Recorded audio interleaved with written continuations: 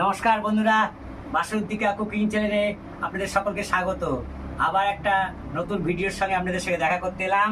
এই দেখুন কাতলা, এদিকে দই, হাতে দই, ডানাতে কাতলা। এর কত বড় কাতলাটা!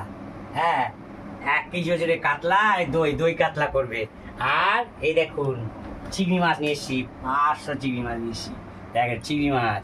আর বাজারে করেছি, দেখেন দেখেন সস। হ্যাঁ, দেখেন কত বড় মোচা নিয়ে এসছি। দেখেন মোচা, এই দেখুন এই ঠোঁটটা ঘরে ছিল, ঘরে পচে যাচ্ছিল।